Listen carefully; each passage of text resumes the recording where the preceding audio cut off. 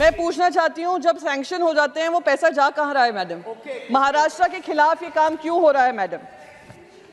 हमें चाइना की क्यों जरूरत है मैडम? और हम ये सोलर पैनल्स की बात हो रही थी कि कितने सोलर पैनल्स इंपोर्ट हुए हैं। 100% जो भी हुआ है उसमें से 57% जो है वो चाइना से इंपोर्ट हो रहा है। हम यहाँ पे सिर्फ टिकटॉक बैन करेंगे, हम एप्स बैन करेंगे, पर जो इंपॉर्टेंट चीजें हैं जो इसमें हमें आत्मनिर्भर होना है उसमें हम अभी भी चाइना पे डिपेंडेंट है। Honourable member Shrimati Priyanka Chaturvedi. Thank you so much madam. Madam, हम जिस सब्जेक्ट पे चर्चा कर रहे हैं, मिनिस्ट्री पे चर्चा कर रहे हैं, वो एक बहुत इम्पॉर्टेंट मिनिस्ट्री है। मैडम, मैं काउंसिल ऑफ स्टेट्स है राज्यसभा में, महाराष्ट्र से आती हूँ। महाराष्ट्र में एक न्यू एनर्जी मॉडल निकला है जो पावर को सत्ता को मजबूत करने का काम करता है। वो है खोके दो धोके लो मॉडल। वो खोके दो धोके लो मॉडल में एक मिनिस्ट्री ऑफ स्टैटिस्टिक्स प्लानिंग और इम्प्लीमेंटेशन रिपोर्ट आई थी, एनर्जी स्टैटिस्टिक्स फ्रॉम 2023, जहाँ पे अनुमान लगाया गया था रिन्यूएबल पावर कैपेसिटीज़ का। उसमें महाराष्ट्र के लिए कहा गया था, और ये राज्यसभा का ही आंसर है जो रिप्लाई आया है, विंड पावर जो एस्टिमेट है महाराष्ट्र में हो सकती है वो 98,213 मेगावाट्स है, पर जो वहाँ पे जनरेशन हो रहा है वो सिर्फ 5% उसका हो रहा है। जो स्मॉल हाइड्रो पावर है 786 मेगावाट का कैपेसिटी है, पर जनरेशन सिर्फ 48% हो रहा है। सोलर एनर्जी 64,320 मेगावाट्स की कैपेसिटी महाराष्ट्र में है, कैपेबिलिटी है, पर मात्र 7% हो रहा है। अगर केंद्र सरकार राज्य सरकारों के साथ ये काम कर रही है तो क्यों ऐसी अकाउंटेबिलिटी उस सरकार से नहीं ले रही है? पीएम कुसुम की यहाँ पे बहुत बात की गई, तो मैं महाराष्ट्र पे ध्यान देना चाहूँगी। कंपोनेंट ए है जो 10 gigawatt capacity by installing small solar power plants of 2 megawatt का कैपेसिटी डिसाइड की थी, जिसमें 700 मेगावाट सैंक्शन हो गया है, पर इंस्टॉलेशन शून्य है। जुमला, oh sorry, I can't use the word jumla, sorry, unparliamentary ma'am. Component B, installing 20 lakh standalone off-grid solar water pumps, जिसमें से 2,25,000 सैंक्शन किए हैं, सिर्फ 61,000 इंस्टॉल किए गए हैं, 27% टारगेट अचीव हुआ है।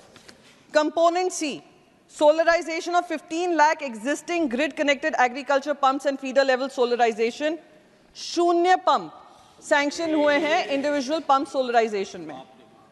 ऐसे ही एग्रीकल्चर फीडर सोलराइजेशन सैंक्शन हुआ है 2,75,000, पर इंस्टॉल हुए हैं 0। मैं पूछना चाहती हूँ, जब सैंक्शन हो जाते हैं वो पैसा जा कहाँ रहा है मैडम? महाराष्ट्र के खिलाफ ये काम क्यों हो रहा है मैडम?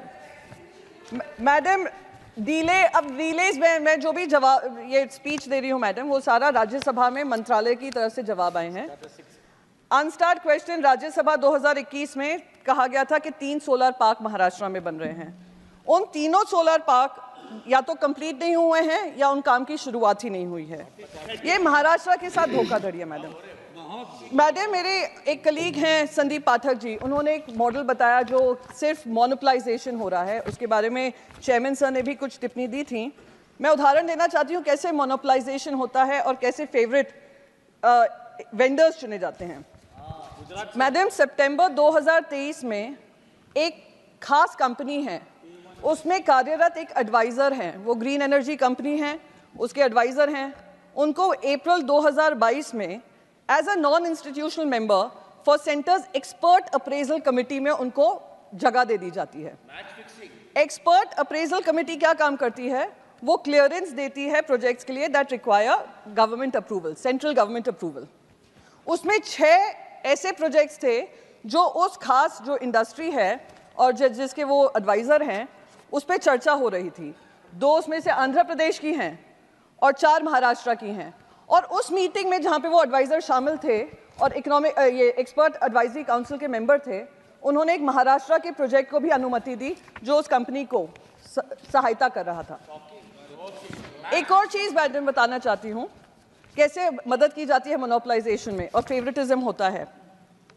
चाइना के बारे में बात की जाती है कि कैसे हमें डिस्करेज करना है चाइना से इंपोर्ट करना। अब ये जो सोलर पावर कंपनीज हैं वो चाइना के लिए वो कॉमर्स मिनिस्ट्री जाते हैं, कहते हैं कि चाइना से हमें मदद चाहिए, वीज़ा नॉर्म्स ईज करिए। तो वीज़ा नॉर्म्स उनके लिए 30 इंजीनियर्स 8 फॉरेन पार्टनर्स चाइना के हैं, उनके लिए ईज भी कर दिया जाता है। हम आत्मनिर्भरता की बात कर रहे हैं, यहाँ पर वीज़ा भी उनको ईज किया जा रहा है।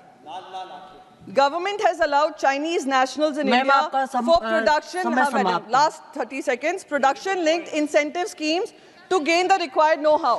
हमें चाइना की क्यों जरूरत है मैडम? और हम ये सोलर पैनल्स की बात हो रही थी कि कितने सोलर पैनल्स इंपोर्ट हुए हैं।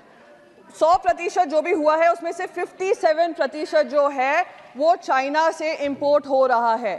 तो हम यहाँ पे सिर्फ टिकटॉक बैन करेंगे, हम एप्स बैन करेंगे, पर जो इंपॉर्टेंट चीजें हैं जो इसमें हमें आत्मनिर्भर होना है उसमें हम अभी भी चाइना पे डिपेंडेंट है और ये सरासर देश के साथ धोखा है मैडम। तो बस इन्हीं शब्दों के साथ मैं अपनी स्पीच को खत्म करूंगी। Thank you so much. मैं उम्मीद करती हूँ कि मंत्री इसका जवाब देंगे।